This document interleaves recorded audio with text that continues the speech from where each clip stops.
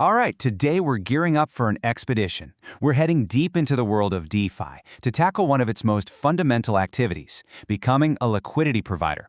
Think of this as your guided tour. We're going to map out the safest route for your very first journey. Let's get into it. So, you've got some crypto sitting in your wallet, and you keep hearing all this buzz about yield farming and earning fees. You're thinking, hey, I'm ready to do more than just hold this stuff. I want to put it to work. And that's a great instinct, but it usually leads to one big question. And that question is, what about all the risks? Let's be honest, DeFi can feel like the Wild West. It's complicated, it can be pretty intimidating, and it's just filled with all this jargon. It is totally normal to feel a little hesitant about jumping in, and that's exactly why we're approaching this with a very specific mindset. This right here, this is our golden rule for today. The goal isn't to get rich overnight, not even close. The goal is to learn. Your first position is like paying tuition for a class called DeFi 101. So that's how we're going to treat it, with a ton of caution, a lot of curiosity, and a huge focus on safety. Okay, let's treat this first part like our mission briefing. Before any good explorer takes off, they've got to run through a pre-flight checklist, right? Make sure all the systems are good to go. First things first, let's make sure we're all on the same page. So what even is a liquidity provider? At its core, it's actually pretty simple. You take a pair of crypto assets, say USDC and USDT, and you deposit them into a big shared pool. Now, when traders come along and use that pool to swap one for the other, they pay a tiny fee. As a liquidity provider, you get a slice of those fees. You're basically the one stocking the shelves so the store can do business. And here is that checklist every first-timer absolutely has to go through. Number one, you have to understand something called impermanent loss. In a nutshell, it's the risk that your deposited crypto ends up being worth less than if you had just held on to it. It happens when the prices of your two assets move apart. Don't worry, we'll show you how to keep this risk super low. Then you need a safe pair, a cheap network, a clear exit plan, and a good sense of what you might earn versus the risks. We're going to tackle every single one of these. All right, on to our first big decision, choosing our arena. This is all about selecting the right terrain and the right route for our trip. And what that really means is picking the right crypto pair and the right blockchain. This one choice basically sets the tone for the risk and the cost of the entire expedition. This table breaks it all down for you. Now look, for your very first mission, you're going to want to live in that one-star tier. We're talking stablecoin pairs. Because coins like USDC and USDT are both pegged to the US dollar, their prices barely ever move against each other. This is huge because it almost completely eliminates your risk of impermanent loss. It's the perfect training ground. I know those other tiers look tempting with higher fees, but just trust me, ignore them for now. Next up, your network. And wow, this choice is so important for beginners. If you try to do this on Ethereum's main network, what we call Layer 1, a single click could cost you 50, 100, even 200 bucks in fees. But if you hop over to a Layer 2 network like Arbitrum or Optimism, that exact same transaction costs like $1, maybe less. For the small practice positions we're talking about, Layer 2 is really the only way to go. So let me be perfectly clear. For this first expedition, you're starting on Arbitrum or Optimism, period.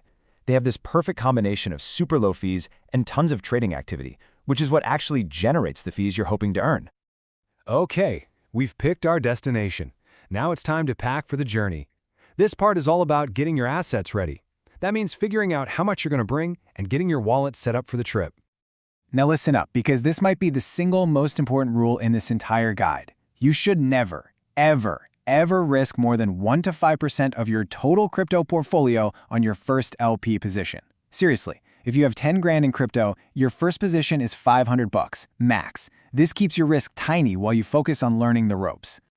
And this chart just hammers home why we're using a Layer 2. Because the fees are so low, you can actually set up a meaningful position to learn with for just 100 bucks. To even have a chance of breaking even on Layer 1, you'd need to put in over $25,000 just to cover the gas costs. For a beginner, that's just not an option. Getting your wallet ready is just 3 simple steps. First, install a wallet, like MetaMask. And please, a huge security tip, only download it from the official website. There are tons of fakes out there. Second, you'll add the Layer 2 network. A tool like chainlist.org makes this a super easy one-click thing. And finally, you'll use an official bridge to move your money safely from Ethereum over to the Layer 2 you picked. All right, the checklist is complete, our bags are packed. It is time for the main event, It's time to make first contact. We're going to actually deposit the funds, and then, just as importantly, learn how to keep an eye on our position to see how it's doing. Okay, here's a massive pro tip that's going to make your life so much easier. When you go to a decentralized exchange like Uniswap, you'll probably see different versions like V2 and V3. For your first time, you want to stick with the V2 interface. It's way simpler. V3 is more advanced. It makes you set these specific price ranges, and look, it's a powerful tool for pros, but it just adds a whole layer of complexity that you really don't need right now. So the actual deposit process can look a little confusing with all the buttons, but it really just boils down to 4 main actions. First, you'll have to do 2 approved transactions, one for each of your tokens. This is you giving the platform permission to interact with your funds. Then, you'll hit the final Add Liquidity button.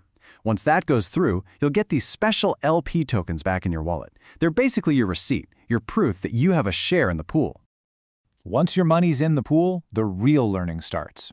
Make it a habit to check in once a week. You can use a portfolio tracker like APY.Vision or a Zapper. And you want to ask yourself a few key questions. How much have I actually earned in fees? What's my current impermanent loss looking like? Okay, so if I subtract that loss and the gas fees from my earnings, what's my real net return? And the big one, am I doing better than if I had just left the coins in my wallet? This little weekly check-in is where you'll learn the most. All right, let's bring it all home into a simple playbook. We're going to wrap up all the lessons we've learned from this trail by looking at the things you should do, and maybe more importantly, all the things you should not do. These are the classic traps that catch almost every beginner. They get greedy and they jump into some crazy volatile meme coin pair. They completely ignore gas fees and get wrecked. They risk way too much of their portfolio. They set it and forget it and never track their impermanent loss. And then they panic and pull their money out at the first little dip. If you can just avoid these 5 things, you are already way ahead of the curve. So, the path to a successful first experience?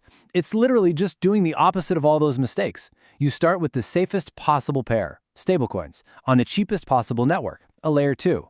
You use the simplest interface you can find, like Uniswap V2. You only risk an amount you're totally comfortable losing while you learn. You check in weekly on your key numbers, and you never ever forget that golden rule. This first position is your classroom, not your casino. At the end of the day, providing liquidity is not about hitting the lottery. It's about getting real hands-on experience in the guts of DeFi. It's a skill that will serve you well. So the only real question left is, what's the first thing you're excited to learn on your journey? Thanks for joining me on this expedition.